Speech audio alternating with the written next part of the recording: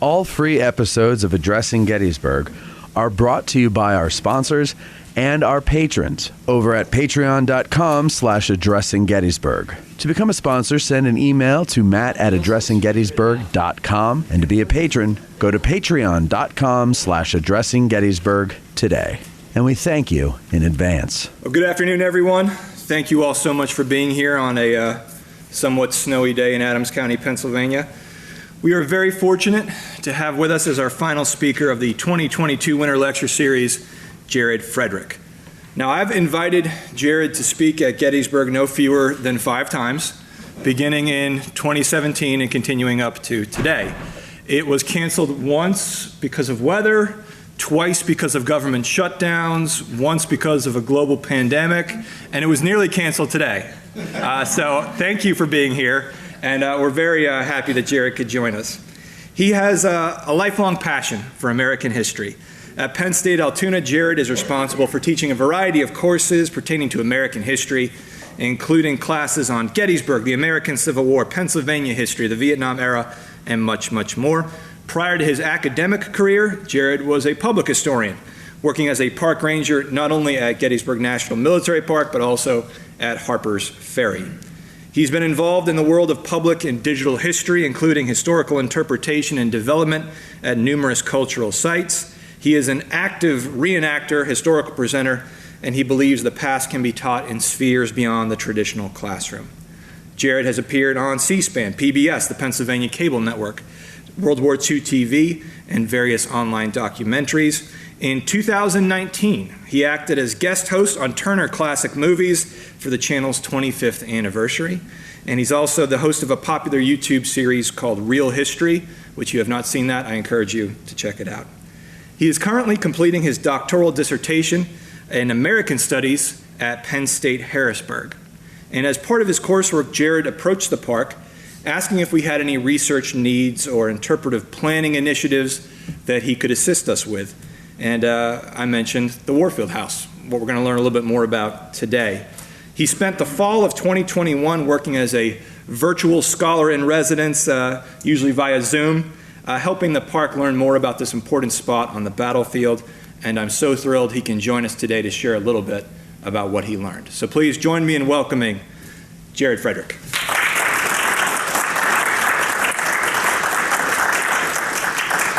Thank you, Chris, and thank you to all of you for venturing your way out into this winter wonderland here in Gettysburg, and thank you to all of you who are online watching as well. I won't forget you're over there in the corner. So I'd like to start off with a question, and that question is, what does family mean to you? How do we preserve the experiences of our ancestors? How do we do it? How do we go about it? These questions were ever on my mind as I sought to uncover the hidden history of a Civil War-era Gettysburg family. In some ways, the tale of blacksmith James Warfield differs little from those of his besieged neighbors. In other ways, it is so much more. Delving into the experiences of this family personally enriched my understanding of the battle and also revealed to me and underscored the powerful potential in the stories that our historic sites have to tell. And at the center of this story is this house. Many of you undoubtedly remember when this humble stone structure looked like this. Positioned on a core area along Gettysburg National Military Park's main auto tour route, the structure and its many additions seemed, well, long out of place. Bookended by Confederate monuments dedicated in the Civil Rights era, many motorists have driven by the home without giving much thought to its history, the 20th century addition seemingly veiling its significance. In decades prior, beginning in the 1970s, a Mr. and Mrs. Wallace Johnston resided at the home until 2003 and eventually deeded the property to the park. The National Park Service's interest in the structure goes back much, much further than that, though, all the way back to the Great Depression. In the 1920s and the 1930s, the land was owned by the Swope family, which operated a tourist attraction on the combined property that included travel cabins, a refreshment stand, a dance pavilion, and a glorified shed erroneously labeled Longstreet's headquarters. Stemming back to the 1870s, the property has been owned by several blacksmithing families. Few of them would have recognized the structure as it appeared merely 3 years ago. Thankfully, though, this is no longer the case. In 2019, the National Park Service preservationists commenced to restoring the Warfield home to an 1860s appearance. Although subsequent owners made changes and additions to its size and footprint, physical evidence of the many modifications to the house were visible to trained Park Service staff and allowed preservation experts to stabilize and restore the home to its wartime configuration. We can see the result of the exterior work here in this photo. The in-depth restoration effort, the majority of which was conducted during the pandemic, I might add, is a triumph of historical reclamation when you think about all the work that went into it. And that restoration project, in my mind, is worthy of a winter lecture in and of itself. However, that is not necessarily the story that I am here to tell today. When I was presented the opportunity, as Chris mentioned, to tackle a research project in conjunction with some of my doctoral work, Chris gave me the flexibility to pursue several worthy projects. Yet the mystery of this simple plot of land beckoned. The story drew me in. Embarking on a deep dive into primary sources and long overlooked property records, we uncovered a tale that was far more emotional and surprising than we could have ever imagined. Hence, now is the ideal time to reacquaint ourselves with the Warfield family and the place they called home. Fortunately, some of this information was readily available in the historic structure report compiled before restoration of the home began.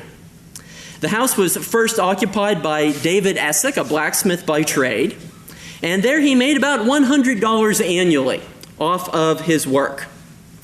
The Essick family lived at the farm for a relatively short period of time, though.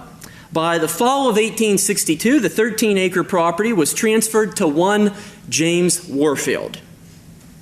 Essick's property was ideal for Warfield, who was also a blacksmith. But who truly was this man? What was the nature of life here for he and his family? And that is really what I set out to discover in earnest. James Warfield was among hundreds of Adams County, Pennsylvania farmers whose lives and properties were profoundly altered by the 1863 clash here. Not until more recent years have scholars attempted to research and understand the plight of Gettysburg area African Americans like Warfield, who endured such hardship during that era. According to the 1870 census, Warfield was born in Maryland circa 1819. Unfortunately, next to nothing is currently known regarding the first 4 decades of his life. As of October 19, 1860, he resided in Carroll County, Maryland, as a blacksmith. Other family members listed in the Warfield household in 1860 include wife Eliza, or Elizabeth as she is sometimes referenced, who was age 38 at that time. They also included daughter Lydia, age 20, daughter Susanna, 19, son James, age 12, daughter Louisa, 4, daughter Martha, 3, and daughter Mary, who was 6 months when the census taker came to their door. Sometime between 1860 and the summer of 1862, Warfield relocated his family to Cumberland Township, Pennsylvania. His youngest child, Sarah, was born in 1862, possibly in the homestead on Millerstown Road. James's house, blacksmith shop, and a small cluster of outbuildings were conveniently situated along the road across from the Christian Schefferer farm. At the time the Warfields purchased the property, the Gettysburg area was home to several hundred African Americans. Newspaper accounts report that Pennsylvania experienced a rapidly growing population of free blacks during the preceding years as slaves fled bondage in the South. Pennsylvania's Free School Act of 1834, which enabled all children, regardless of race, to receive an education, may have also attracted numerous black families to Gettysburg. With the Civil War ongoing, Warfield supported federal troops in small but appreciated ways, and I was able to find record of this in the newspaper accounts of the time. In October 1862, he donated dried fruit for the sick and wounded soldiers in military hospitals. This donation drive was spearheaded by the ladies of Rock and Middle Creeks, as the newspaper attested, who contributed several boxes of articles to the charitable cause. Residing only 8 miles north of the Mason-Dixon line, the Warfields lived precariously on the edge of freedom, enjoying a degree of agency, yet clouded by the existence of slavery in neighboring Maryland.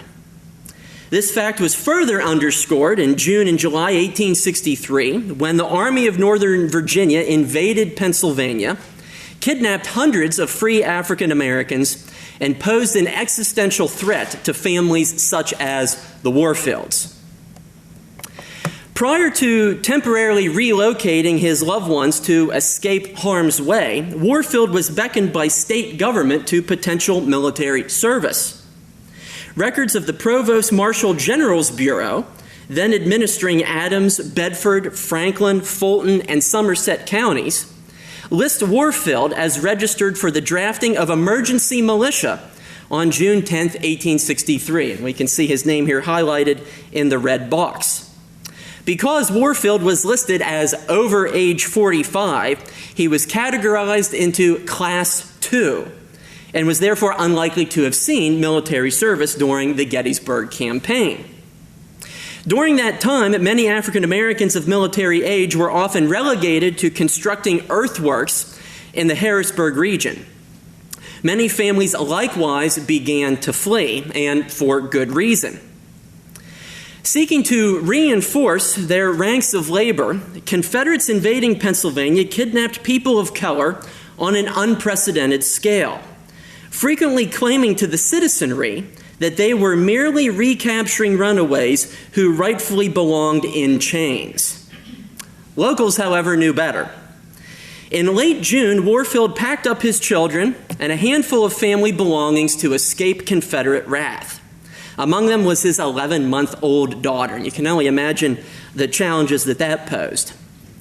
The fact of Confederate kidnappings is a harsh reality that has long been glossed over in the historical record. However, the newspapers of that era minced no words on the matter. In my research, I found dozens upon dozens of examples. Northern periodicals expressed absolute shock in the seizing of black residents.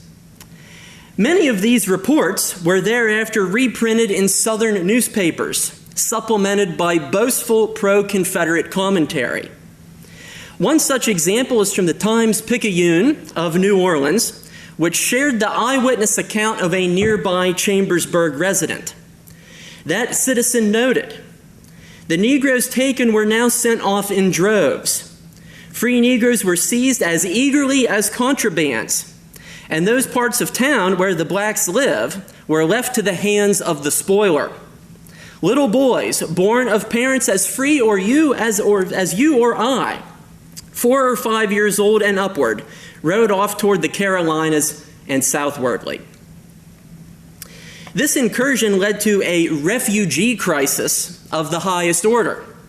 The Weekly State Journal in Raleigh, North Carolina, likewise quoted a northerner, this one from Harrisburg, who observed, "A train of cars came down this afternoon. It was filled with people escaping from Carlisle. Among the collection was a large number of contrabands. Throughout the entire day, wagons of all descriptions loaded with furniture and other property have been coming into town. It is enough to touch the most obdurate heart to see the poor blacks as they come into this common asylum. Several of them walked the entire distance from Carlisle, and the feet of many were swollen and bleeding. One can also find evidence of these happenings within Confederate correspondence, as is shown in the official records of the War of the Rebellion. On July 1st, 1863, G. Moxley Sorrell of James Longstreet's staff wrote to General George Pickett, "When you arrive here, either evening or tomorrow, the commanding general wishes you to relieve a brigade of General Hood at New Guilford and send it forward to rejoin his division. Your own brigade will in turn be relieved by General Imboden when he gets here and sent on to rejoin you." And the last sentence here is telling, where he writes, "The captured contrabands had better be brought along with you for further disposition." A veiled expression of forced bondage indeed. And finally, we reach the account of Gettysburg teenager Albertus McCreary, who resided in the heart of the downtown.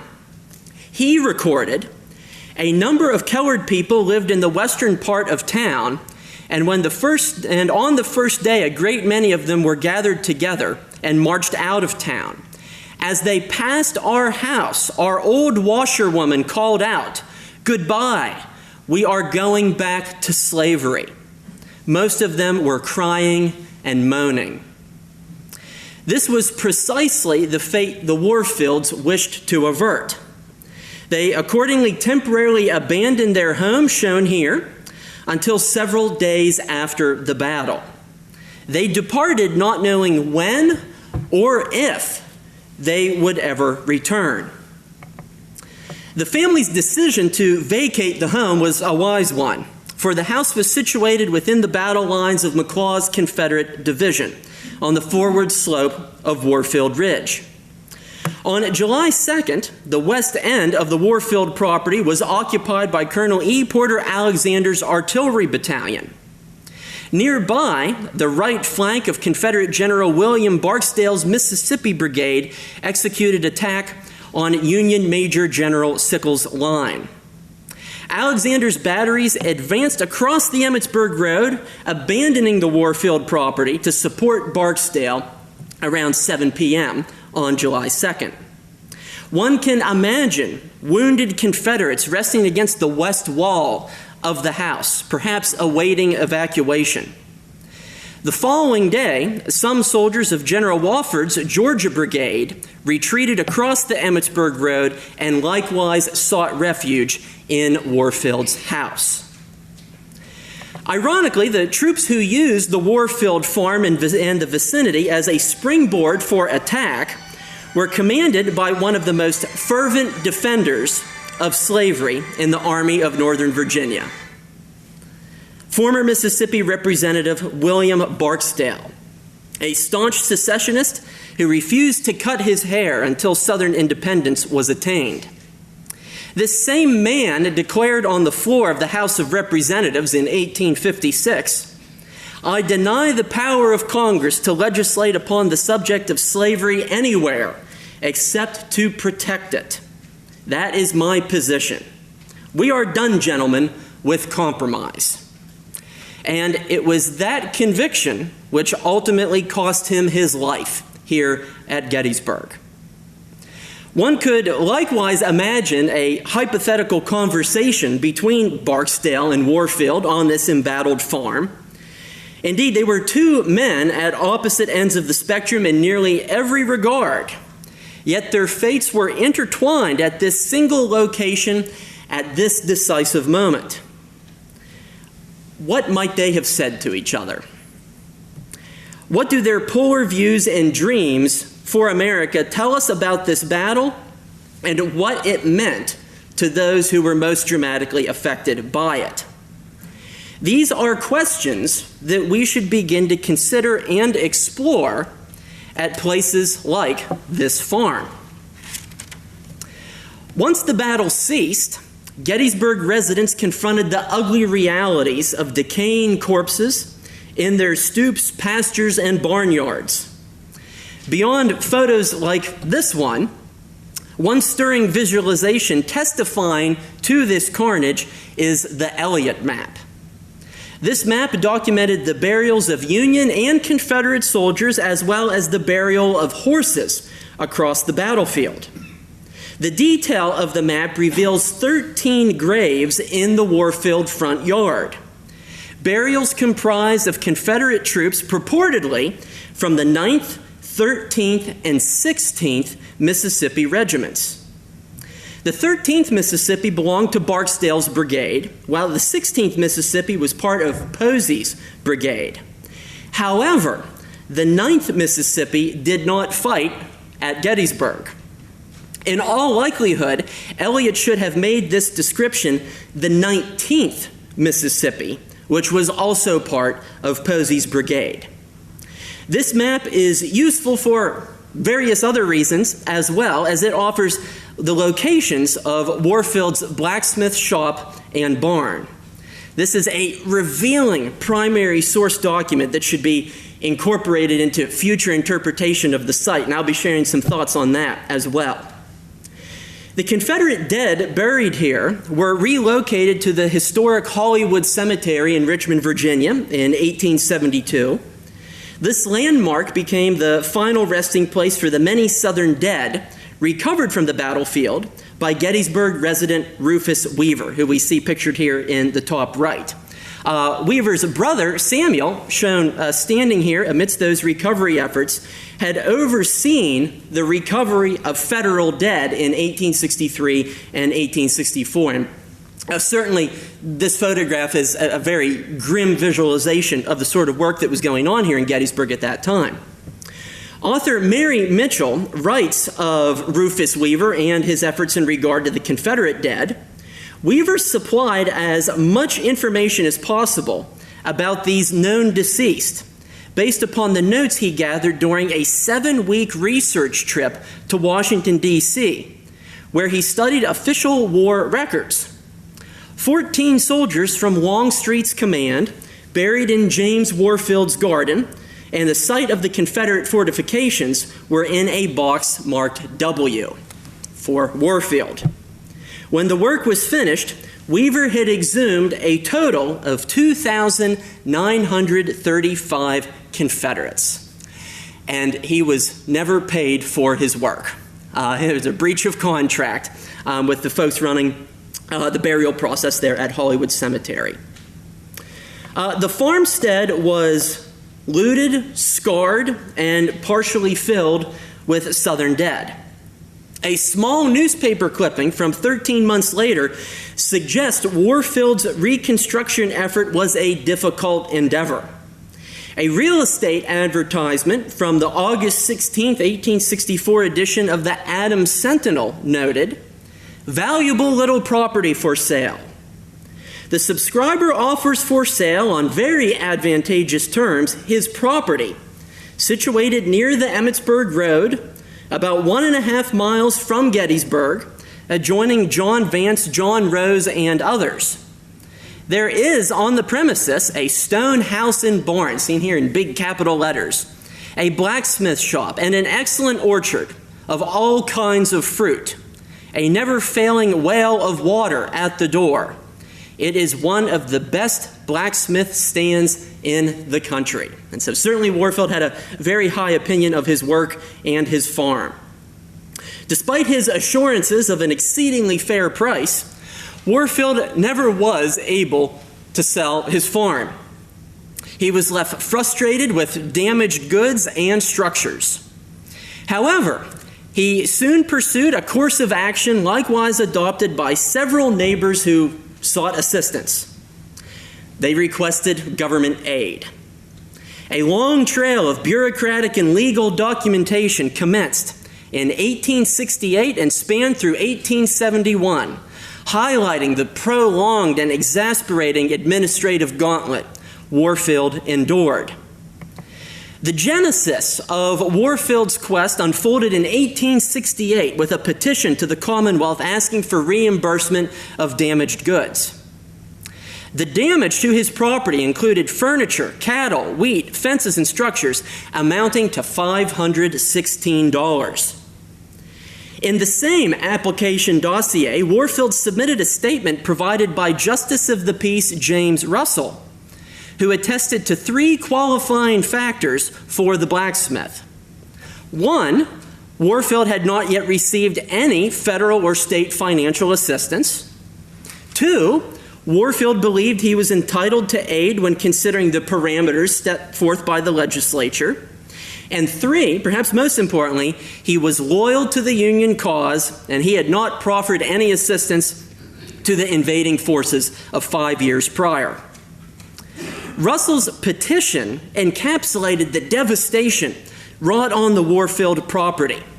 His brief yet descriptive language places the farm within a geographical context while also underscoring the perils faced by the Warfields. These words undoubtedly helped sway deciding committee members on appropriation panels.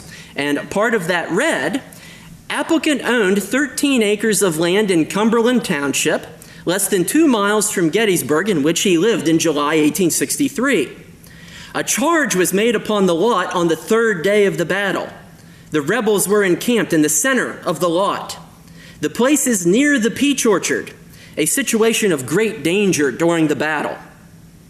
The applicant was obliged to flee on account of the danger and returned a few days after the battle, and his property was injured. The blacksmith's wait for compensation persisted. In the interim, a census taker arrived on his Cumberland Township doorstep in 1870. The grand total of his personal worth would today approximate to about $48,000 in 2022 currency. Yet, a person's value cannot be weighed solely through an economic lens. Sorry, went one too far. The most notable change for Warfield since the previous census was his promoted classification under the checkbox for constitutional relationship. Warfield was now a citizen eligible to vote in all elections. The battle waged in his front yard had been a contributing factor to this societal and political upgrade. Finally, in 1871, a flurry of fresh paperwork hinted at the arrival of Warfield's long-anticipated payment from the government. 8 long years had passed since the Gettysburg campaign had nearly obliterated his livelihood. He would not receive the full amount desired, yet even so, James Warfield would proportionately fare better than many of his neighbors who likewise sought assistance. Although ultimately shy $106 of the amount he originally requested, Warfield's earnings were a monumental achievement in contrast to fellow African-American farmer Abraham Bryan, whose $1,028 claim was answered with a measly $15. The abstract of the award for damages included a copy of an 1868 affidavit by Abraham Flenner, a middle-aged farmer from nearby Freedom Township who frequently rode by the Warfield property on business. His testimony stands as perhaps the most descriptive account of what James Warfield discovered in the battle's aftermath, and it states as such: "The property of James Warfield lies upon the road which the deponent usually travels in going to and returning from Gettysburg. The deponent passed the house of James Warfield. The house, barn, smith shop, and garden orchard had been severely injured. The house, shop, and barn plundered of almost everything of value. Deponent was called upon a few days after the battle to appraise the losses of said Warfield. The property of Warfield was one of the battles near the peach orchard, a place of severe conflict, and could not escape destruction and injury." In November 1871, Warfield again attempted to sell his property. At this time, he resided in nearby Cashtown while hoping to rent out his farmstead on the Millerstown Road.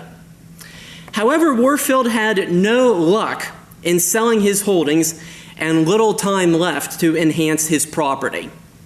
By the spring of 1875, his health had taken a rather drastic decline, and it was determined that he should prepare a will and testament for the inevitable. With a sense of immediate doom, he began, I, James Warfield of Cumberland Township, County of Adams, and State of Pennsylvania, being somewhat indisposed, and knowing the certainty of death, but the uncertainty of this time, and being desirous of setting my worldly matters, whilst I still have the strength and capacity to do so, do make and publish this, my last will and testament. Now, local folklore has suggested that Warfield sustained a strong relationship with his neighbors on the adjacent Sherfy farm along the Emmitsburg Road. This notion is substantiated by the fact that the Warfields called upon 31-year-old Raphael Sherfy to act as executor for James's estate as the latter was on his deathbed that May. The oldest son of Reverend Joseph Sherfy, who we see pictured here on the screen, Raphael and his kin could certainly relate to the plight of the Warfields. A learned man described as ambitious and industrious, Raphael initially had a distaste for agricultural work and served as a teacher. However, he later embraced the life of a farmer following the destruction of his parents' barn during the battle. Raphael fashioned himself as a botanist and beekeeper until his own untimely death in 1882. In the interim, he seemingly adopted a good neighbor policy and assisted the Warfields in a dire moment of need.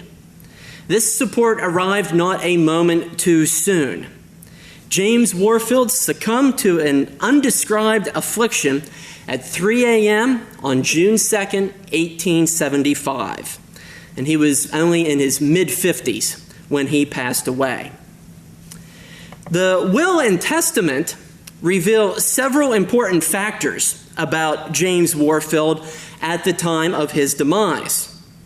One of which is an obvious religious faith, information on his second wife, and her name was Susan Jane, a deep concern for his daughters and their well-being after he passed away, and also an abiding sense of trust that he had in Raphael Sherfy.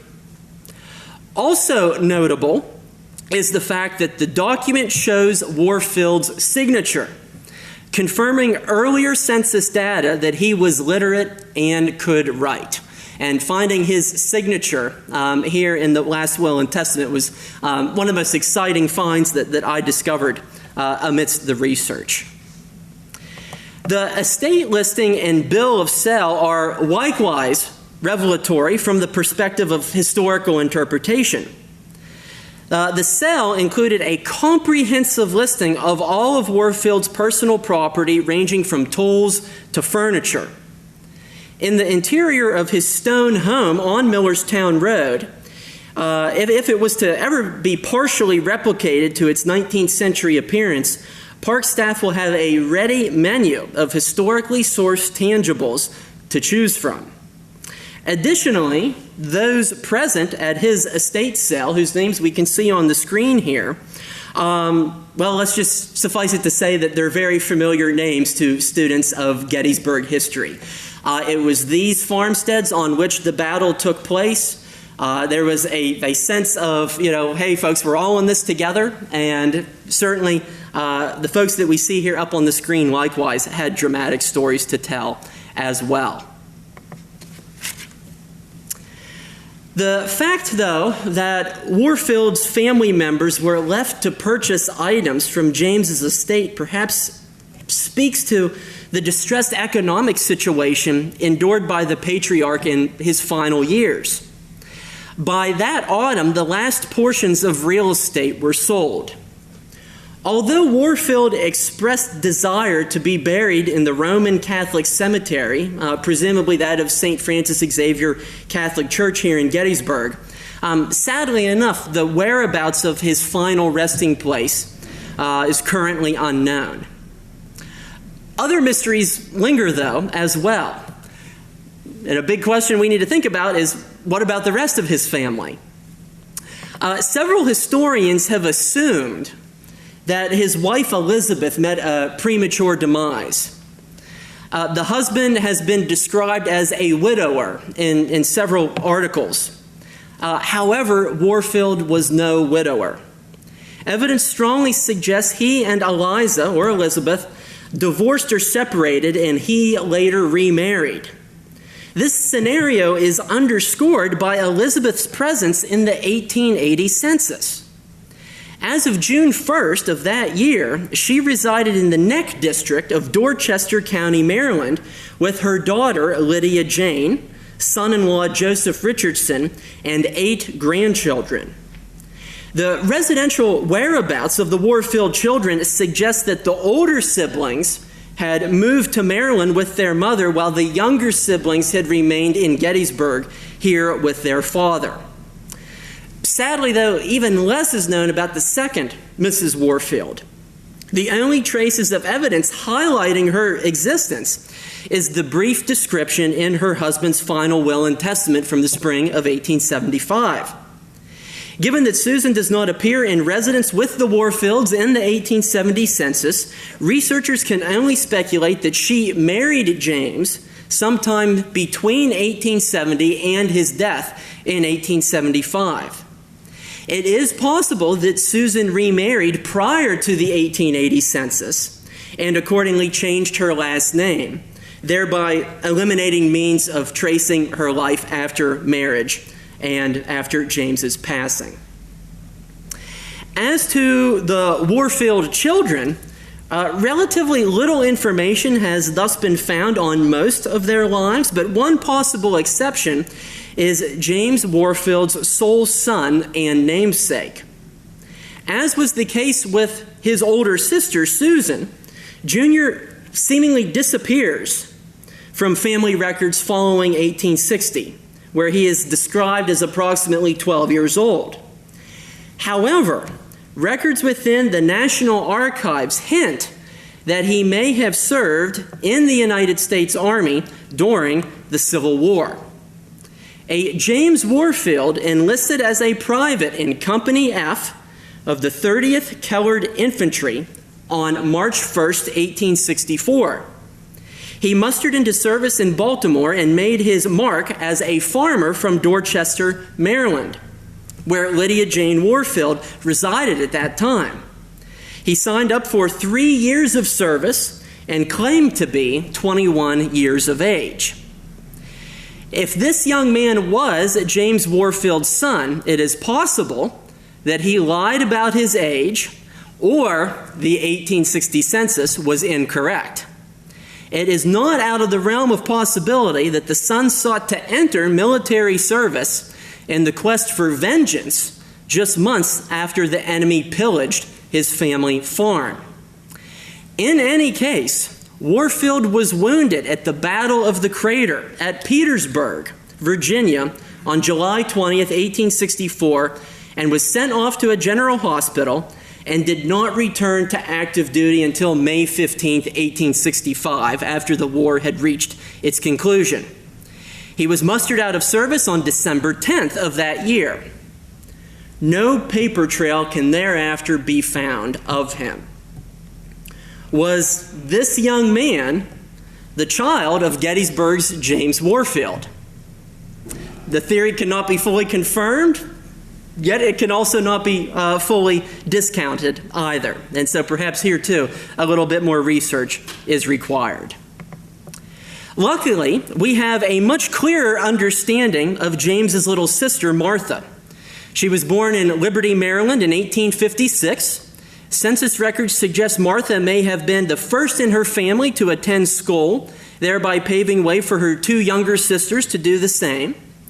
In the late 1870s, Martha married a restaurant proprietor from Harrisburg named Thomas Reuben Matthews.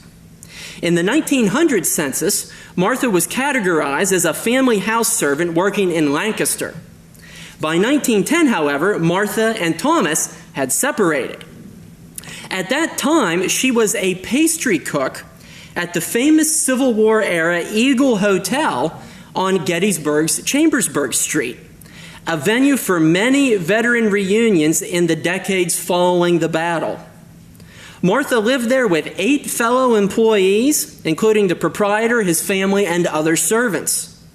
She undoubtedly baked confections for battlefield tourists who, had they come of age in a latter era, might have been just as interested in their cook's story as they had been of generals. But sadly, such was not the case. On August 14th, 1920, coincidentally the same week that American women gained national suffrage, Martha declared her own form of empowerment. The Gettysburg Times listed her as a femme sole trader. Martha's role as a femme sole trader described her as a married woman who engages in business on her own account. In that 1920 census, Martha was listed as living at 414 South Washington Street in Gettysburg, which still stands today and is shown here. Although she paid a mortgage, she owned the house and rented rooms to 2 boarders. And in unraveling her life, one gains a sense of how diligently she worked over the years to attain such property. Some years earlier, she had purchased an additional rental home on South Washington Street and sold patty shells, puffed pastry stuffed with cream vegetables or meats. These sales likewise supported her during retirement. At a later undetermined point in the late 1940s or the early 1950s, Martha moved in with her daughter at a comfortable and spacious duplex in Philadelphia. When Martha's health began to fail, she relocated to a church-operated home in Philadelphia. She lived until November 5th, 1956. She was 6 months shy of her 101st birthday. Quite a story. Quite a life she lived. The cause of death was pneumonia, which ailed her for the last 4 days of her life. The following day in Hanover, Pennsylvania's Evening Sun, a concise 17-line obituary unbefitting of a centenarian appeared on page 4. No photo was posted. Her services were held at St. Paul's AME Zion Church, and she was reportedly buried in Gettysburg's Lincoln Cemetery, although I haven't been fully able to determine that as of yet. There is considerable tragedy in the fact that Martha was never interviewed about the experiences of her family during the Gettysburg campaign. Her lost tale falls within a tragic pattern of historiographical neglect, one in which the stories of black survivors did not matter to the masses. The rehabilitation of her former family farm within Gettysburg National Military Park offers unparalleled opportunities to rectify these past omissions, especially considering the broad arc of the American story Martha witnessed during her long lifetime.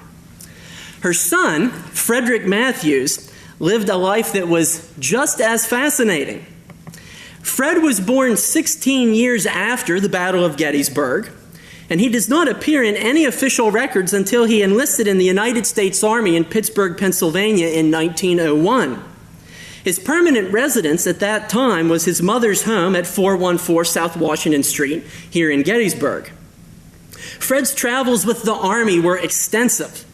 According to his Pennsylvania Veteran Compensation Form from 1934, he served in Bayamo, Cuba from May 1901 to December of 1901. The private was stationed in that country during the rule of the United States military government in Cuba in the wake of the Spanish-American War. During that time, a constitutional convention convened in Cuba, but the occupying U.S. military limited the range of Cuban sovereignty. Ironically, Fred Matthews, whose family had barely escaped Confederate capture in 1863, became an occupier in a conquered nation that sought independence from colonial powers. Matthews was then stationed in Manzanillo, Cuba until May 1902. That month, Matthews transferred to Fort Robinson, Nebraska. The Western Outpost is likely where he joined the ranks of the venerable 10th United States Cavalry, better known as the Buffalo Soldiers. The regiment returned from the Philippine-American War to Fort Robinson that year and commenced with routine patrols of the prairies. Matthews remained at the fort with Company C for nearly 2 years until he was honorably discharged there on April 5, 1904. By World War I in 1917, Matthews registered for the draft at age 38. At that time, he resided in Philadelphia. Fred was employed as a waiter at a hotel on Atlantic City, New Jersey's iconic Kentucky Avenue, a major tourist and nightclub thoroughfare even in the days before casinos. Divorced by age 50, Fred moved in with his mother on Gettysburg's South Washington Street and utilized his waiter skills at a local hotel until he eventually opened his own restaurant. He later moved to Long Island, where he passed away on February 22, 1937. Despite his relatively young age at the time of his passing, Matthews was buried in a very fitting location. Contrary to popular belief, the Soldiers' National Cemetery at Gettysburg was not segregated. Fred Matthews is among several African American soldiers from the Civil War and Spanish-American War eras who rest within the original stone walls of that burial ground. His story, combined with that of his mother, Martha, and grandfather, James, are ripe for historical interpretation. This incredible family story leads to several important questions as to the future of the James Warfield farm. And I'd like to informally propose some methods to nurture meaningful experiences for future park visitors. And I wish to preface this by noting that these views and ideas are my own. They don't necessarily represent those of the National Park Service, but they're welcome to them if they want to make use of them. Given the recent trends in social history, social movements, public history, and a racial reckoning in the United States, now is an ideal time to reinvent and reframe the narrative of the Warfield family to convey a more diverse history and attract a larger spectrum of visitation. This site should not merely be a stop, but an experience.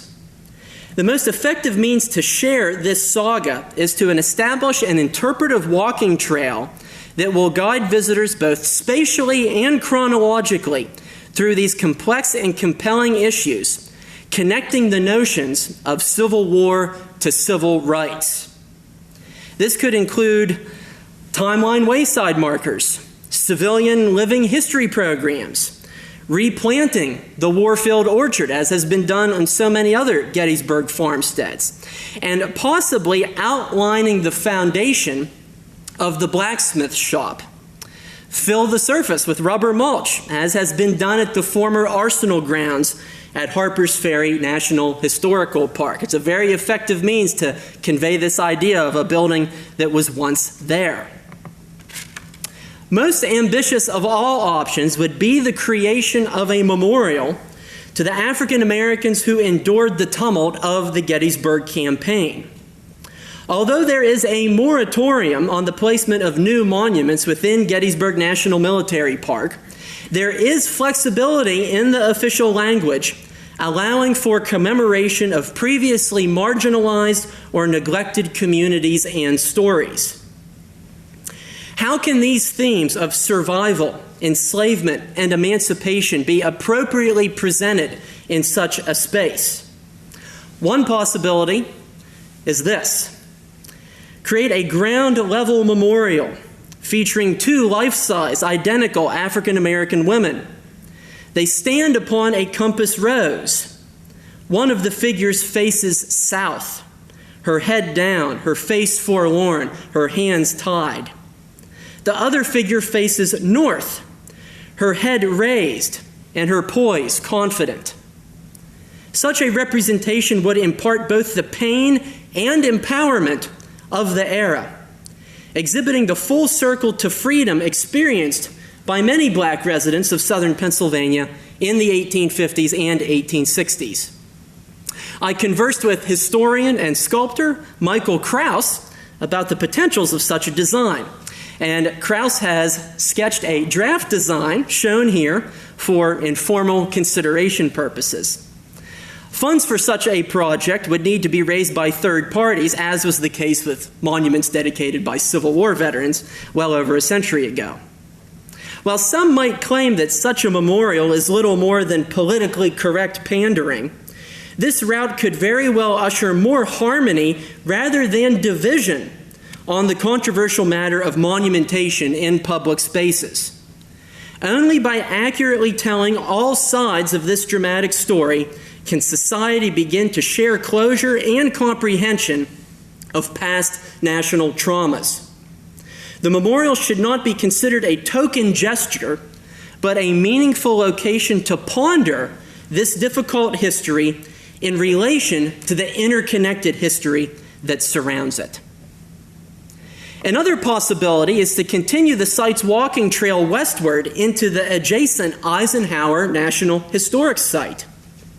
Affording visitors the option to park along West Confederate Avenue and walk into the site could reap many rewards. Among them is to further underscore the profound and all too often ignored connections the two national parks share. Considering the fact that Martha Warfield, born in the age of slavery, lived to see Brown versus Board of Education and the first civil rights legislation passed since Reconstruction, all during the administration of Gettysburg's most famous resident, Dwight Eisenhower, speaks to the entwined nature of the historical eras that make Gettysburg so unique. And what about the home's interior? This image shows the inside of the house as it appeared as Park Service restoration was underway in August of 2019. Slowly but surely, the 20th century additions were carefully stripped away to reveal a purer depiction of an 1860s homestead. Now, at the moment, the interior of the home is an empty shell. Original floorboards, beams, and a few exposed elements of foundation are all that remain of the space the Warfields knew so well. Here, too, there are a variety of options for the Park Service. Firstly, the space could merely remain as it is, an open space of contemplation for occasional educational use. On the other hand, the open room could also be dressed in a variety of ways to impart a stronger flavor of the past. Examples from the Brahms slave quarters at historic St. Mary's City, the newly refurbished quarters at Arlington House, or fully furnished cabins at Fort Nisqually Living History Museum offer fine interpretive models the National Park Service could replicate. A favorite display of mine can be found right here in Gettysburg at the Shriver House Museum. While half of the first floor shows a picturesque family parlor, the other half reveals a dining room and kitchen completely ravaged by the hard hand of war. In my mind, few exhibits better convey the ways armed conflicts disrupt and uproot families. If this option were to be adopted at the Warfield farm, the end result could resemble something like this floor plan. Leave half of the first floor as it was before the battle, show the second half of that floor as it appeared in the immediate aftermath, and you could even put a plexiglass floor to show some of the original stones and foundations. I've seen this be implemented at other historic sites, and it is very effective in regard to visitor engagement. Above all, it is important for us to consider the human element in the planning process. This is not necessarily a story of command decisions or right flanks. It is a story which we can and all should relate to when considering the significance of family in most of our lives. This factor rang especially true for me as research for this project unfolded. Following some much appreciated guidance from my own family on fullymasteringancestry.com, I was able to connect with none other than living descendants of the Warfield family. These are the great-grandchildren of James Warfield. Chief among them is the woman we see on the right-hand side of our screen, Ellen Shepherd, who is the great-great-great-great-granddaughter of James Warfield. And we see her sister on the other side of the screen and all of their children in between.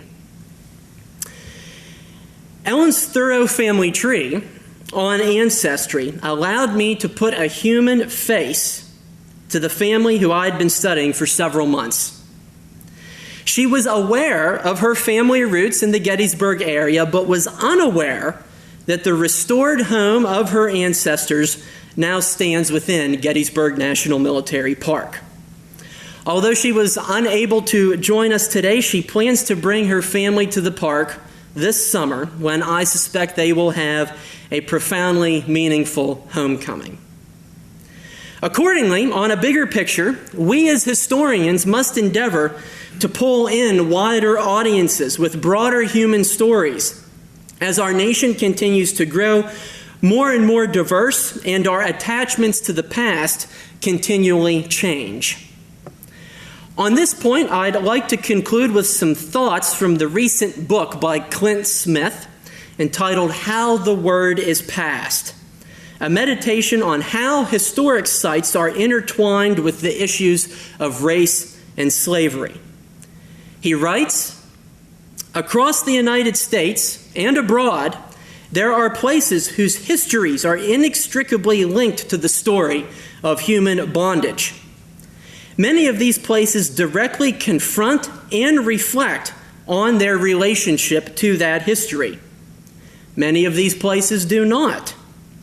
But in order for our country to collectively move forward, it is not enough to have a patchwork of places that are honest about this history while being surrounded by other spaces that undermine it.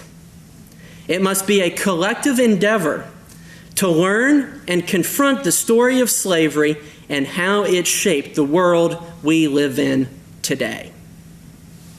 When visitors come to the fields of Gettysburg National Military Park, they should arrive at a place that seeks to tell that fuller truth in all of its courage and complexity. Thank you for coming out to my presentation this afternoon.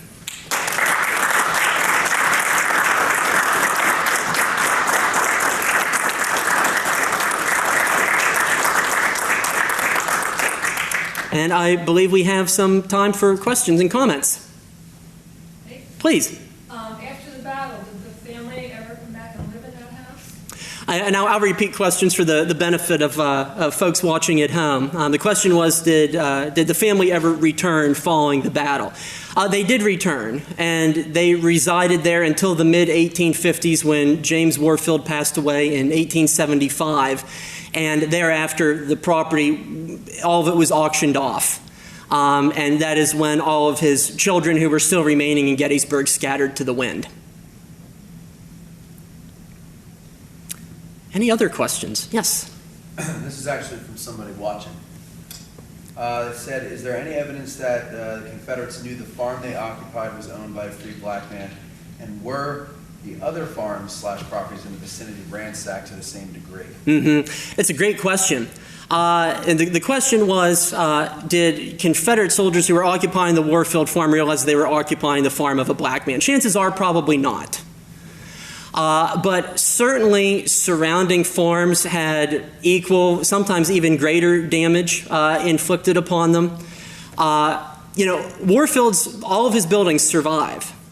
The same can't be said for his neighbors over at the Shurfee farm. Their barn is burned during the battle, and the damage within their household was just as great. I mean, they returned to a home where the floorboards are stained with mud and blood, and to this very day you can still see the pockmarks of bullets and artillery in the side of the brick.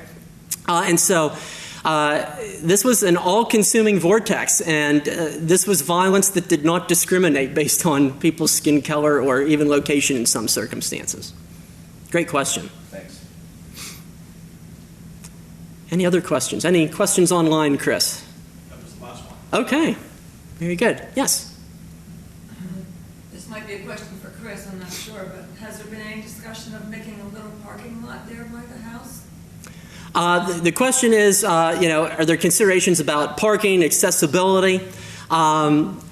That's ultimately not up for me to decide, but I am certain that those conversations will be had. What I think would be more feasible, so as not to disrupt any of the landscape, would be to perhaps put a mulch trail that begins at the Longstreet Tower, where there is a large parking area, and do a loop that goes around in a circle. And then that way the least amount of physical damage will be inflicted on the property. And so that's one of the ideas that I proposed, but I'm not the one in charge, and these are merely ideas, a menu list that the National Park Service may be able to choose from if they think any of them are worthwhile. Sounds good. Yes? Yeah, two questions. Well, question and comment. One, Chris Gwynn has mentioned before he's on a mission to get the Longstreet Tower called the Warfield Tower, because it was on Warfield's property. So maybe you could put that on your diagram. Yes, I mean, and absolutely, and it fits. The question is about the naming of the Longstreet Tower versus calling it the Warfield Tower. When you look at the other surviving towers in the parks, they're named after locations and not people. And so it would definitely fit within the trend to call it the Warfield Tower because it's on Warfield Ridge, or call it the Warfield Ridge Tower. And it's not officially, there's no official naming of the tower. Correct. Yeah, there's nothing official about it, and I suspect that name emerged when the Swope family was trying to pawn off the cabin there nearby as Longstreet's headquarters. It's like, oh, Longstreet's headquarters, Longstreet's Tower, and I suspect that all of it was a means of giving people kind of their geographic bearing, perhaps. So, yeah, I think it's an interesting point. My question was, when Sorrell refers to the contrabands, the captured contrabands, is he actually talking about contrabands that were recaptured, or is that a euphemism? It basically is what that's a great point. And the question was about the phrasing of contrabands. Were they actually contrabands? Were they, recaptured slaves, or were they free people of color who the Confederates just used as an excuse? I really think that is a euphemism on the part of Sorrell and other Confederate leaders, because if you look at when the Confederates came into places like Chambersburg, Greencastle, surrounding communities around and in Adams County, they were going into black neighborhoods. They were kidnapping people from their very households. And, all this is in the newspaper records of the time. Their white neighbors came out in the streets and say, "What are you doing? They've lived beside me for the past 8 years." And the Confederates would often say, "Oh, well, we're reclaiming what is rightfully ours." And so it's most definitely a euphemism. And they were using that as an excuse to conduct human trafficking. That's what was going on here in 1863. No easy way around it. Well, if you'd like to discuss or talk in a more informal manner, I'm happy to stick around and converse with anybody who wishes to do so. But thank you, Chris, for having me. Thank you to all of you who came out here in the snow to hear me speak, and thank you to all of you watching digitally. We'll see you next time. Thanks.